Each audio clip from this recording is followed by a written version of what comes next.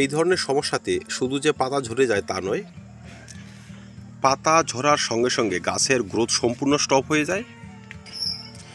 এক সময় গাছের ডাল শুকিয়ে, কচি পাতা শুকিয়ে, ফল ঝরে সম্পূর্ণ গাছটি কিন্তু নষ্ট হয়ে যায়। তাই পেয়ারা গাছের পাতা যখন হলুদ হওয়া শুরু হবে, আমাদের কিন্তু সাবধান হয়ে যেতে হবে, গভীরভাবে লক্ষ্য করতে হবে তার সমস্ত রকম সিমটমসগুলো। পেয়ারা গাছের পাতা শুকিয়ে যায় প্রধানত কয়েকটি কারণে। এর মধ্যে একটি কারণ অবশ্যই ছত্রাকের কাজ।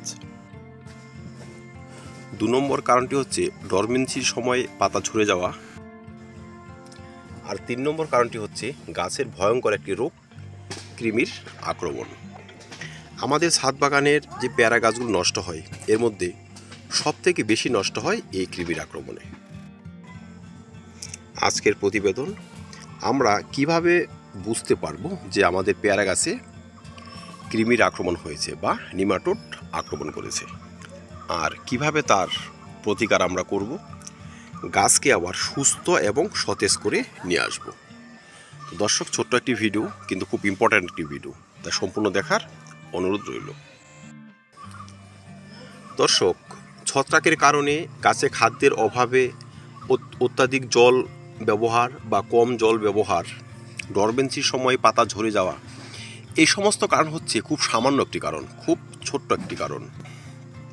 ভয়াবহ যে কারণটি আমাদের পেয়ারা গাছে দেখা যায়, সে কারণটি কিন্তু গাছের কৃমি নামকেই পরজীবীর ভয়াবহ আক্রমণ।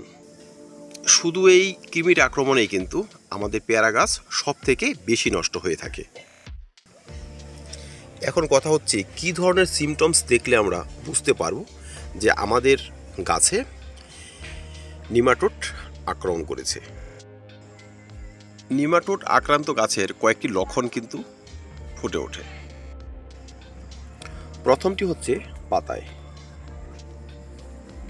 দেখবেন পাতায় এমন পোড়া পোড়া ভাব থাকবে, পাতার সাইড দিয়ে পুড়ে গিয়েছে, মনে হচ্ছে ছত্রাকের কাজ।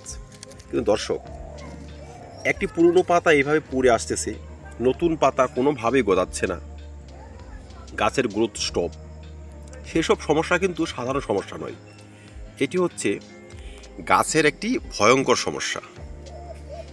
অনেক সময় দেখবেন সেই সমস্ত গাছে একটা দুটো ফুল ফলও থাকে, কিন্তু এক সময় সেসব কিন্তু ঝরে যায়। বহু ক্ষেত্রে দেখা যায় অসময়ে কিন্তু ঝিমিয়ে পড়ে গাছগুলো, গাছের গ্রোথ পুরোপুরি স্টপ হয়ে যায়, গাছ হয়ে যায় খর্বাকৃতি। গাছে হয়তো আমরা নানাবিধ খাবার প্রয়োগ করেছি, তারপরেও কিন্তু গাছ নিজেকে রিকভার করতে পারেনি। তখন বুঝতে হবে গাছের পাতায় অ্যাকচুয়ালি কোনো ধরনের সমস্যা নেই, সমস্যা হয়েছে গাছের গোড়ায়। দর্শক, আমার এই গাছটির বয়স হচ্ছে 2 বছর। প্রথম বছর বেশ কিছু পেয়ারা হয়েছিল, তারপর কিন্তু ধীরে ধীরে পেয়ারা আসা বন্ধ। 2-4টে করে ফুল হচ্ছিল, সেসব কিন্তু ঝরে যাচ্ছে, গাছের পাতা খসখসে হয়ে আসছে, গাছের পাতায় এমন পোড়া পোড়া দাগও কিন্তু দেখা যাচ্ছে। তো যেইটুকু পরিচর্যা সারার প্রয়োজন সেইটুকু আমি সেরেছি, তারপরেও কিন্তু গাছে তেমনভাবে আর কুড়ি বা ফুল ফল দেখা যাচ্ছিল না। তখন কি করেছি, আমি গাছটি রিপোর্ট করব। আমি গাছটি রিপোর্ট করেছি, দেখানো যাচ্ছে না এখন। দর্শক, যখনই গাছটি আমি তুলেছি এই পটটি থেকে, তখন কিন্তু দেখলাম গাছের গোড়ার শিকড়গুলো কৃমিতে একদম কভার করে রেখেছে। কৃমি আক্রান্ত গাছের শিকড় কিন্তু দেখবেন গিট গিট হয়ে যায়, রাঙা আলুর মতো কিছুটা লতানো টাইপের হয়ে যায়, গিট গিট হয়ে যায়।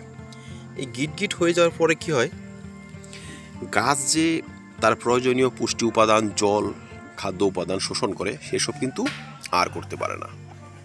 আর তখনই ধীরে ধীরে তার এফেক্ট পড়তে থাকে পাতায়। পাতা হলুদ হয়ে যাওয়া, ঝরে যাওয়া, পাতাতে মরচে পড়ার মতো রোগ, গাছে ফুল ফল থাকলে সেসব ঝরে যাওয়া, নতুন পাতা না গজানো, নতুন ব্রাঞ্চ না গজানো, অসময়ে ঝিমিয়ে পড়া, সেসব সমস্যা কিন্তু ধীরে ধীরে ফুটতে আরম্ভ করে। আর আমরা যদি তার সঠিক চিকিৎসা সময় মতো না সারতে পারি, এক সময় পুরোপুরি গাছটি কিন্তু নষ্ট হয়ে যায়। আর ছাদ বাগানের গাছ কৃমিতে আক্রান্ত হয় সব থেকে বেশি। এবার আসা যাক তার চিকিৎসায়। আমরা কিভাবে নিমাটোড নামক এই পরজীবীকে আমাদের বাগান থেকে সমূলে বিদায় করতে পারবো। দর্শক, কৃমিকে বিদায় করার আগে আমাদের ছোট্ট করে জেনে নেওয়া ভালো অ্যাকচুয়ালি এটি আসে কোত্থেকে। দর্শক, নিমাটোড সাধারণ মাটিতে কিন্তু বহু বছর জীবিত থাকতে পারে, সুপ্ত অবস্থায় এরা পড়ে থাকে। যখনই এদের অনুকূল পরিবেশ তৈরি হয়, তারা কিন্তু আবার বংশবৃদ্ধি করতে শুরু করে, গাছের শিকড়ের কিন্তু মারাত্মক ক্ষতি করে থাকে, তারপরে একসময় গাছে কিন্তু নষ্ট করে দেয়। তাই গাছে কিন্তু আমরা যখন জল ব্যবহার করব, সেই জলটি কিন্তু পরিমাণ মতো ব্যবহার করব, কারণ অত্যাধিক জল ব্যবহারের ফলে গাছে কিন্তু কৃমির আক্রমণ সব থেকে বেশি হয়। শিকড় হয়ে যায় ড্যামেজ, বহু ক্ষেত্রে রুট ড্যামেজের মতো সমস্যাও কিন্তু দেখা যায়। অনেক সময় একই টব বহু বছর ব্যবহার করি বা একই মাটি বিভিন্নভাবে কিন্তু আমরা ব্যবহার করে থাকি। যখনই পুরনো মাটি কোনো গাছে ব্যবহার করব বা একই মাটি বহু বছর ধরে ব্যবহার করব, তখন কিন্তু সেই কৃমির আক্রমণ লক্ষ্য করা যায়। তাই আমরা গাছ যখন রিপোর্ট করব, সেখানে কিন্তু আমরা পুরনো মাটি বা পুরনো টবের মাটি কোনোটাই ব্যবহার করব না। নিমাটোড নামক এই কৃমিকে দূর করার জন্য আমাদের প্রথমে যে কাজটি করতে হবে সেটি হচ্ছে এই গাছগুলোকে টব থেকে বের করতে হবে। বের করে তার সম্পূর্ণ মাটি ঝেড়ে ফেলে দিতে হবে। পুরনো মাটি কোনোভাবেই যেন গাছের শিকড়ে লেগে না থাকে। তারপর কি করতে হবে, নিমাটোড নাশক যে সমস্ত ওষুধ পাওয়া যায় সেসব জলে গুলে গাছের এই গোড়াটি শিকড় সমেত সেখানে কিন্তু 2 থেকে 7 মিনিট পর্যন্ত ডুবিয়ে রাখতে হবে। তারপর নতুন মাটি দিয়ে, নতুন খাবার দিয়ে গাছকে আবার রিপোর্ট করতে হবে। এতে ধীরে ধীরে কিন্তু এই নিমাটোড আক্রান্ত গাছ নিজেকে আবার রিকভারি করে নেবে।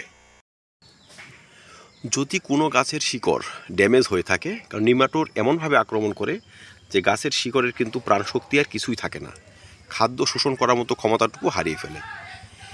যদি গাছের শিকড় বেশি ক্ষতিগ্রস্ত হয়, সেক্ষেত্রে ক্ষতিগ্রস্ত পচে যাওয়া শিকড়গুলো গাছ থেকে ধীরে ধীরে কিন্তু ছাঁটাই করে দিতে হবে।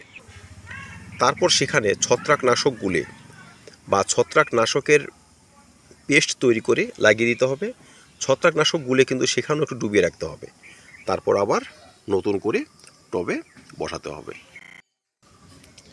আমরা 1 লিটার জলে 20 থেকে 25 ml হাইড্রোজেন পারক্সাইড গুলে সেখানে কিন্তু গাছের গোড়া বা শিকড় ডুবিয়ে রাখতে পারি। এতেও কিন্তু ভালো কাজ হয়। তো দর্শক, সামনেই হচ্ছে শীতকাল, আর এই শীতের শেষের দিকে কিন্তু এই সমস্ত পেয়ারা গাছ প্রচুর পরিমাণে ফুল নিয়ে আসবে। তাই ফুল আসার আগে আমাদের কিন্তু এই সমস্ত সিমটমস দেখে তার পরিচর্যা সারতে হবে, যেন গাছ সুস্থ, সতেজ এবং ভালো থাকে। আর তবেই কিন্তু গাছ অনেক পরিমাণে ফুল নিয়ে আসবে। আমার এই গাছটি আক্রান্ত ছিল, আমি কিন্তু 1 মাস আগেই তার পরিচর্যা সেরে ফেলেছি। আর তারপরে দেখুন এই নতুন নতুন শাখা গজাতে আরম্ভ করেছে। এই শাখাগুলো ছিল না, এগুলো 1 মাসের পুরনো শাখা। এই যে এখানে দেখুন একদম সুস্থ সুস্থ নতুন পাতা গজাতে আরম্ভ করেছে। এই দেখুন এখানে কিন্তু নতুন সুন্দর ব্রাঞ্চ মিলতে আরম্ভ করেছে। এই যে, তো দর্শক, গাছ থাকবে, গাছের সমস্যা থাকবে, সেসব দেখে শুনে আমাদের পরিচর্যা সারতে হবে। তারপরেই কিন্তু আমরা সুস্থ বাগানে হয়ে উঠব, আর ফলে ফুলে সবজিতে ভরে থাকবে আমাদের ছাদ বাগান। ধন্যবাদ। দেখা হবে নতুন ভিডিওতে নতুন টপিক নিয়ে। ভিডিওটি ভালো লাগে লাইক এবং শেয়ার করবেন, চ্যানেলটি সাবস্ক্রাইব করে পাশে থাকবেন। ভিডিওটি দেখার জন্য ধন্যবাদ।